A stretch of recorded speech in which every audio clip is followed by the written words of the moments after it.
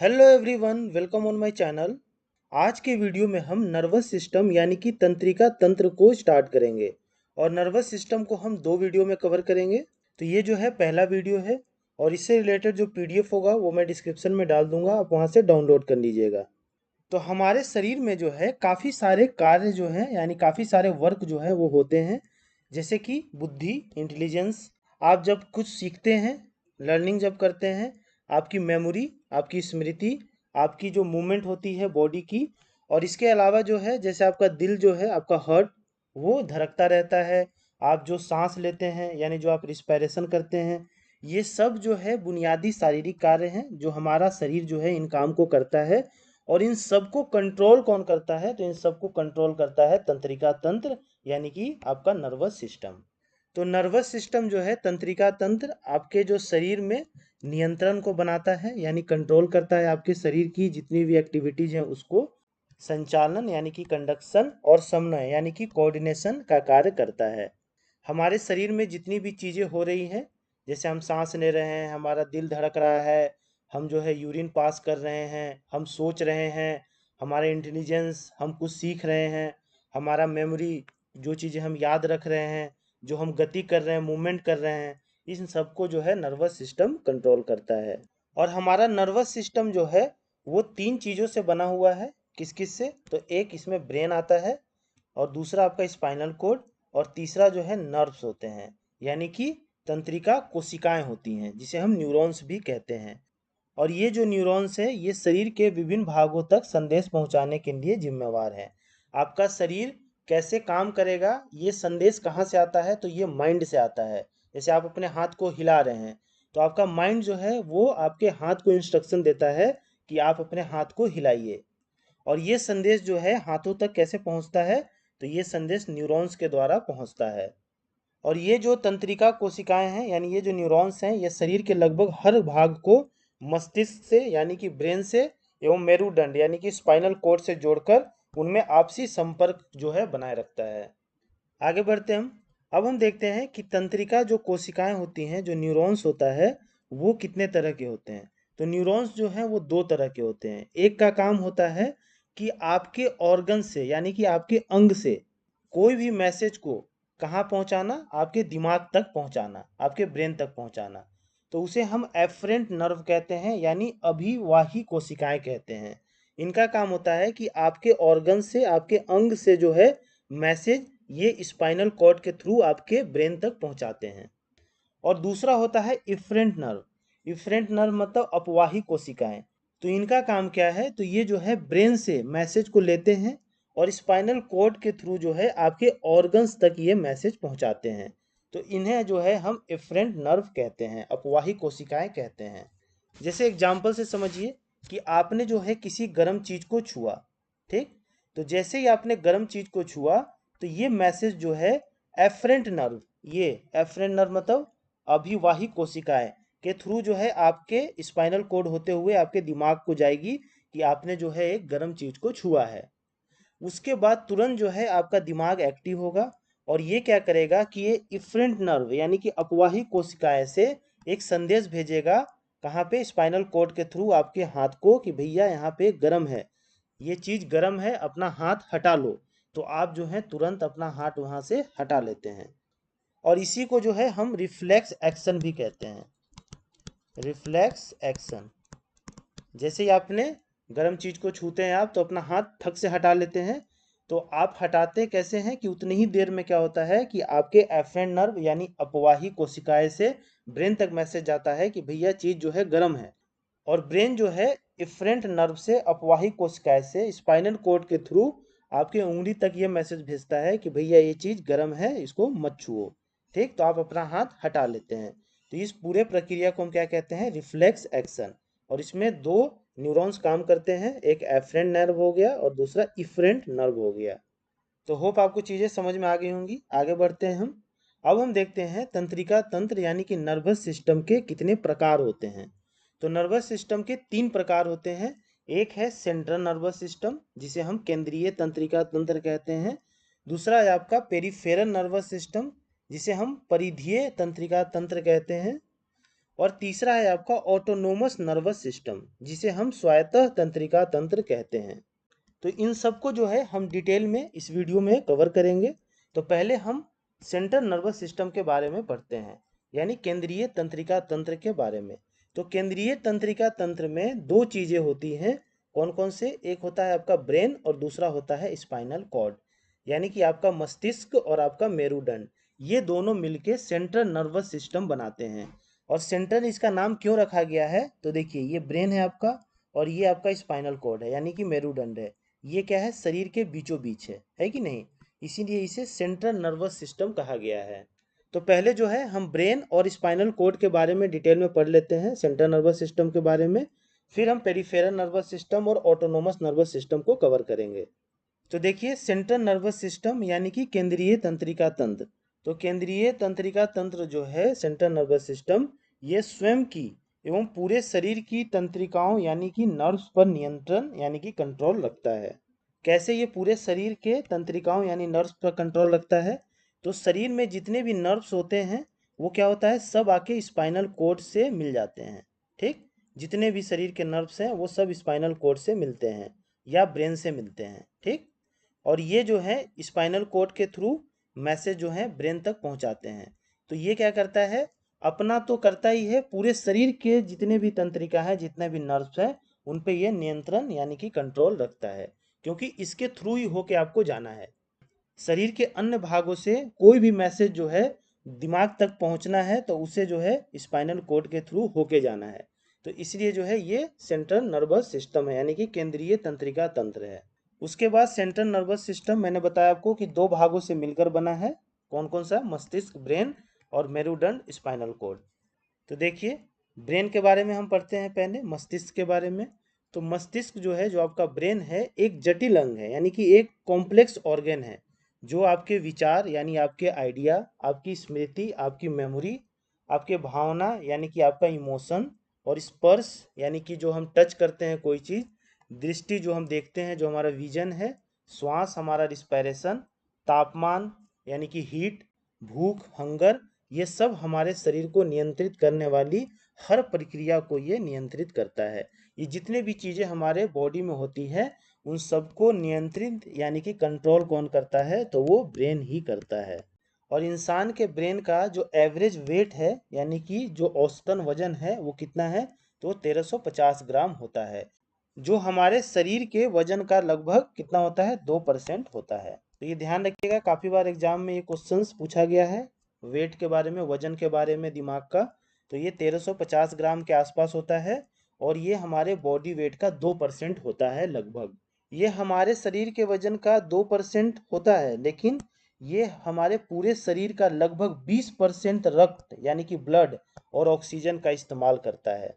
यानी कि हमारे शरीर में जितना भी ब्लड है और जो ऑक्सीजन हम इनहेल करते हैं, अंदर लेते हैं, उसका 20% जो है दिमाग यूज़ करता है। ठीक, क्यों? क्योंकि भैया इसको बहुत सारे काम करने हैं ना, ये आपके पूरे शरीर को कंट्रोल कर रहा है। तो पूरे शरीर को ये कंट्रोल कर रहा है, तो इसको एनर्जी भी तो ज़्यादा चाहिए ना। तो एनर्जी ज़्यादा कैसे मिलेगी? जब इसको ऑक्सीजन ज़्यादा मिलेगा। और ऑक्सीजन ज़्यादा कब मिलेगा? जब इसके पास ब्लड यानी कि खून ज़्यादा जाएगा। खून में ही तो ऑक्सीजन होता है ना, फेफड़ों में ऑक्सीजन खून में मिल जाता है। तो ये जो है ब्लड जब इसके दिमाग में जाएगा तो इसको बहुत सारा ऑक्सीजन मिलेगा, और ऑक्सीजन जब मिलेगा तब ग्लूकोज जो है वो टूटेगा ऑक्सीजन के प्रेजेंस में, और इसको मतलब आपके दिमाग को एनर्जी मिलेगा, और फिर जो है ये अपना काम करेगा, यानी आपके पूरे बॉडी को ये कंट्रोल करेगा, नियंत्रित करेगा। आगे बढ़ते हैं हम। जो हमारा मस्तिष्क है, ये काफ़ी कोमल अंग है, यानी कि काफ़ी सॉफ्ट ऑर्गन है। सॉफ्ट ऑर्गन है, अब सॉफ्ट ऑर्गन है तो इसकी सुरक्षा भी जरूरी है। तो सुरक्षा इसकी कौन करता है? तो इसकी सुरक्षा करता है कपाल यानी कि कैर्नियन बोन्स। कैर्नियन बोन्स जो है वो, ये देखिए हमारा कपाल होता है, जिसमें 8 हड्डियां पाई जाती हैं, और ये जो है हमारे मस्तिष्क की रक्षा करता है। और ये कार्नियल बोन्स के बारे में हमने स्केलेटन सिस्टम में पूरा डिटेल में पढ़ा है। फिर भी मैं एक बार आपको बता देता हूँ कि हमारा जो कपाल है उसमें 8 हड्डियां पाई जाती हैं। एक होता है ये आपका फ्रंटल, जो ये वाला पीला वाला जो पार्ट है ये फ्रंटल है। स्फेनोइड ये वाला है।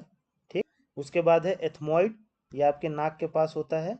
और मैंने आपको बताया था कि ये जो है कपाल की सबसे छोटी हड्डी होती है एथमॉइड। उसके बाद जो है ये कान के पास एक हड्डी होती है, इसे हम टेम्पोरल कहते हैं। और आपका ये पीछे मतलब ब्रेन के जो पिछला भाग है वहाँ पे एक हड्डी होती है ओसिपिटल। और ये जो ऊपर वाला भाग है आपका जो सबसे बड़ा भाग है, ये एक हड्डी है, इसका नाम है पैरिटल। तो पैरिटन जो है दो होते हैं, एक राइट ब्रेन में, एक दूसरा लेफ्ट ब्रेन तरफ। और टेम्पोरल भी दो होते हैं, ठीक। बाकी जो है एक एक होता है। तो ये टोटल मिला के 8 कैर्नियन बोन्स है जो आपके ब्रेन की, आपके मस्तिष्क की रक्षा करते हैं। उसके बाद है हमारा मस्तिष्क जो है एक झिल्ली यानी कि एक मेम्ब्रेन से घिरा होता है।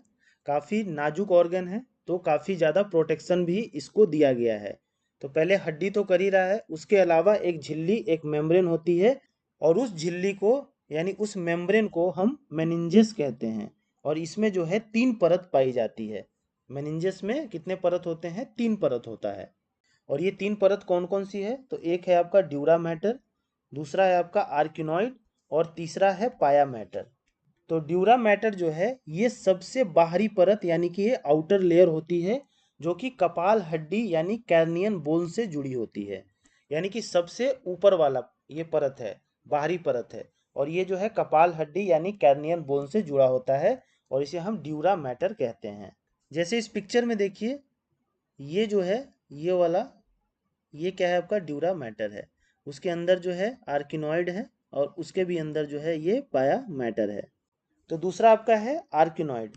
तो आर्किनॉइड जो है ये मध्य वाली परत यानी कि मिडिल लेयर है, जो कि कोमल ऊतकों यानी कि सॉफ्ट टिश्यू से बनी होती है। तो मिडिल लेयर आपकी आर्किनॉइड कहलाती है, और ये सॉफ्ट टिश्यूज यानी कोमल ऊतकों से बनी होती है।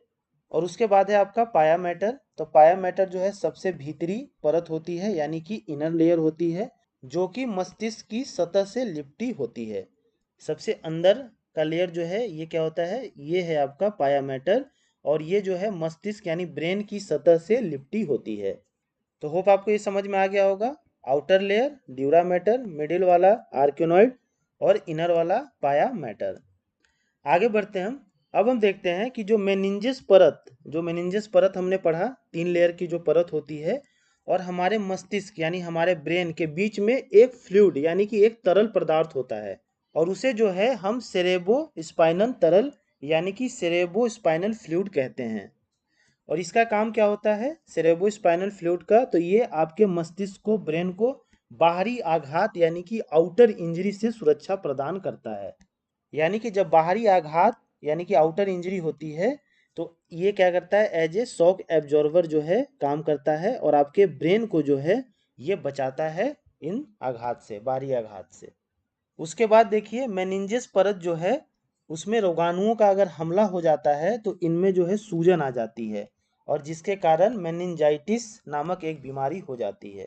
ठीक, जैसे इस पिक्चर में देखिए यहाँ सूजन हो गया है, और इस सूजन की वजह से जो है मेनिंजाइटिस नामक एक बीमारी हो जाती है, और ये काफ़ी खतरनाक बीमारी है, इससे इंसान की मृत्यु भी हो जाती है। आपने एक नाम सुना होगा, राजा राम मोहन राय। राजा राम मोहन राय, इन्होंने जो है सती प्रथा को अंत कराने में काफ़ी ज़्यादा योगदान दिया था, और ये एक समाज सुधारक थे। इनकी मृत्यु जो है मेनिंजाइटिस रोग से हुई थी। ठीक, तो इसको भी ध्यान रखिएगा, कभी हिस्ट्री में ये पूछ सकता है। उसके बाद है आपका जो हमारा ब्रेन है, उसको 3 भाग में डिवाइड किया गया है। मानव मस्तिष्क को 3 भाग में डिवाइड किया गया है। तो ये कौन कौन से हैं? तो एक है आपका फोर ब्रेन, जिसे हम अग्र मस्तिष्क कहते हैं। दूसरा है आपका मिड ब्रेन, जिसे मध्य मस्तिष्क हम कहते हैं। और तीसरा है आपका हिंड ब्रेन, जिसे हम पश्च मस्तिष्क कहते हैं। और हमारे फोर ब्रेन में यानी कि हमारे अग्र मस्तिष्क में ये 3 चीज़ें होती हैं। पहला है सेरिब्रम, दूसरा है आपका थैलेमस, और तीसरा है आपका हाइपोथैलेमस। ये 3 चीज़ें पाई जाती हैं फोर ब्रेन में। इन सब को हम एक एक करके पूरे डिटेल में देखेंगे। पहले मैं आपको एक ओवरव्यू दे दे रहा हूँ। दूसरा है आपका मिड ब्रेन यानी कि मध्य मस्तिष्क। इसमें जो है 2 चीज़ें पाई जाती हैं। पहला है आपका कॉर्पोरा क्वाड्रिजेमिना, और दूसरा है आपका सेरिबल पेंडिकल। ये 2 चीज़ें जो हैं मिड ब्रेन में पाई जाती हैं, कॉर्पोरा क्वाड्रिजेमिना और सेरिबल पेंडिकल।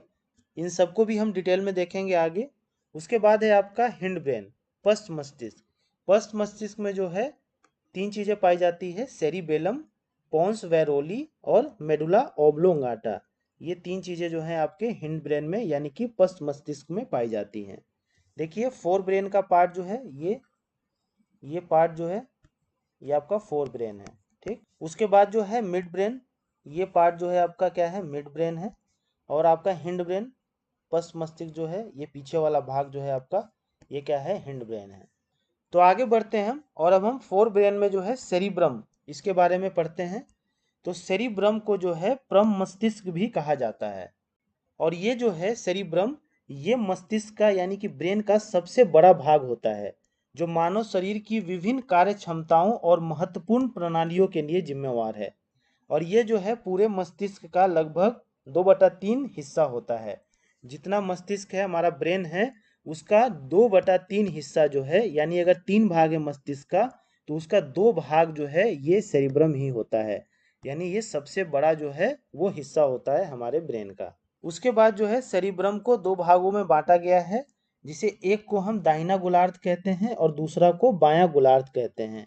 इंग्लिश में राइट हेमिस्फेयर और बायां गोलार्ध को लेफ्ट हेमिस्फेयर। जैसा आप इस पिक्चर में देखिए, ये पूरा जो है ये क्या है, सेरिब्रम है। ये देखिए यहाँ से ये ब्लू वाला एक पार्ट है, और ये जो पीछे वाला है ये एक पार्ट है। तो ये बीच से इसको ऐसे 2 भागों में डिवाइड कर दिया गया है। तो इधर वाला जो है आपका क्या हो गया, लेफ्ट हेमिस्फेयर यानी कि बायां गोलार्ध हो गया, और इस तरफ वाला क्या हो गया आपका, राइट हो गया, यानी कि दाहिना गोलार्ध हो गया। तो 2 भागों में इसको डिवाइड किया गया है।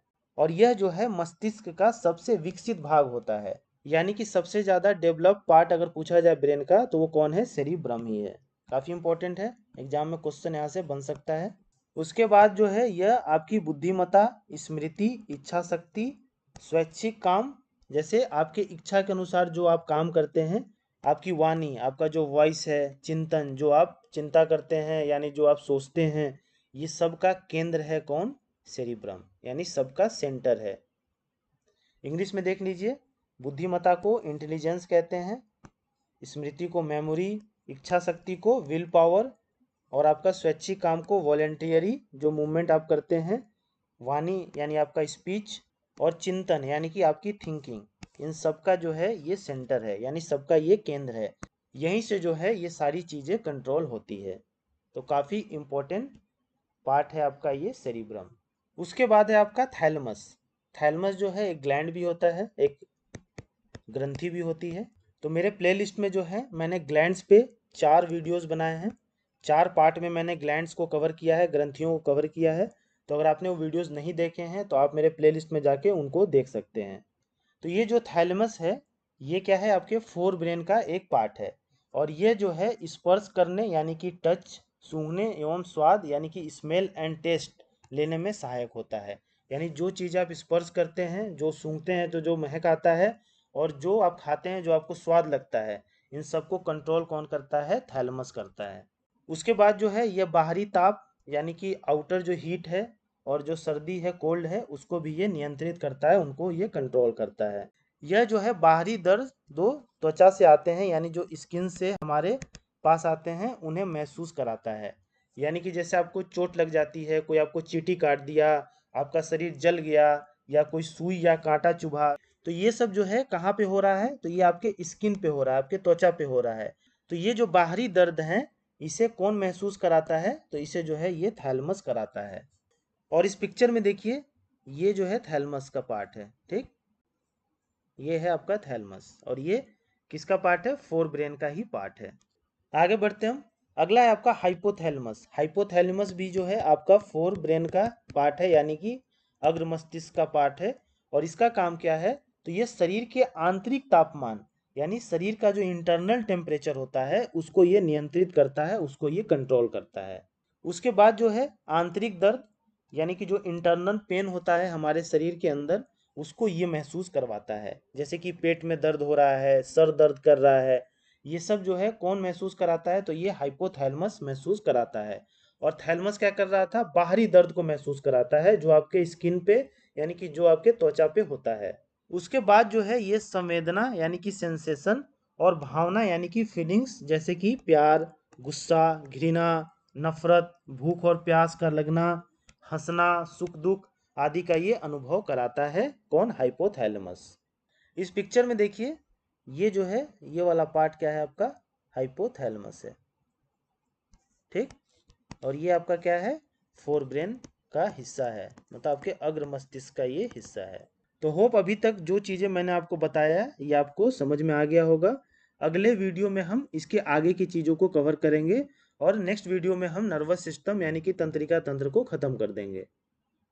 और इससे जो रिलेटेड पीडीएफ है वो मैं डिस्क्रिप्शन में डाल दूंगा, आप वहाँ से डाउनलोड कर लीजिएगा और उसको रिवाइज करते रहिएगा। और अगर आपको ये बायोलॉजी की सीरीज पसंद आ रही है तो please like share and subscribe to my channel. Thank you.